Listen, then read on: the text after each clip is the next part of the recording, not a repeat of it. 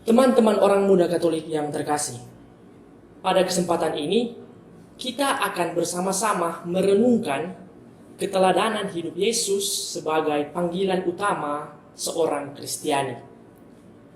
Teman-teman OMK yang terkasih, seseorang akan dikenang karena dua hal. Pertama, ia akan dikenang karena keteladanan hidup yang baik yang ia hidupi selama hidupnya. Dan yang kedua, seseorang akan dikenang karena kejahatan yang ia buat yang tidak dapat dilupakan oleh orang-orang yang berada di sekitarnya. Nah, sebagai orang Katolik, apakah Anda memilih untuk menjadi orang yang hidup dalam keteladanan hidup yang baik, ataukah Anda memilih untuk menjadi orang yang hidup dalam kejahatan sehingga kejahatan Anda tidak akan dilupakan bahkan setelah Anda pergi meninggalkan dunia ini? Teman-teman orang muda Katolik yang terkasih, lewat bacaan Injil yang baru saja kita dengarkan, Yesus mengumpamakan atau memberikan kita sebuah pengajaran yang amat menarik. Pengajaran yang Yesus berikan adalah soal panggilan utama kita sebagai seorang yang beriman kepadanya. Dalam pengajarannya, Yesus mengumpamakan manusia sebagai terang dan garam yang ada di dunia. Nah, garam adalah satu bumbu dapur yang sering digunakan untuk mengasinkan makanan. Nah, jika makanan tidak diberikan garam, maka makanan itu tidak akan terasa enak. Bahkan itu akan terasa sangat hambar sehingga orang tidak mau untuk memakannya. Sedangkan terang adalah alat bantu bagi orang untuk melihat sesuatu dalam kegelapan. Ketika orang berjalan dalam kegelapan, tapi ia mempunyai terang, ia tidak akan tersesat. Dia akan tetap berada di jalan yang benar. Sebagai orang Kristiani, kita dipanggil untuk hidup layaknya terang dan garam ini. Sebagai garam, kita dipanggil untuk hidup dengan mengasinkan hidup orang lain. Dan terang, kita menjadi terang yang menerangi hidup orang lain. Nah, bagaimana maksudnya kita menjadi terang dan garam bagi kehidupan orang lain? Bagaimana caranya? Nah, orang muda Katolik yang terkasih, sebagai orang Kristiani, kita dipanggil untuk hidup dengan mengikuti teladan hidup Yesus.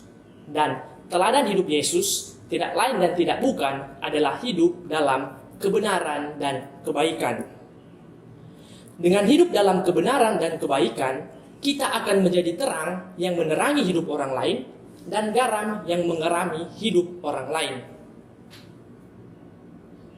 Mengapa kita harus hidup sebagai terang dan garam atau hidup dengan meneladani hidup Yesus sendiri?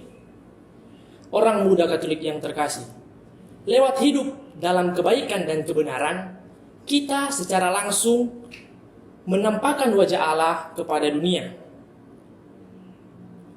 Sahabat orang muda yang terkasih, dalam hidup dalam kebenaran dan kebaikan, kita akan menjadi berkat bagi orang lain.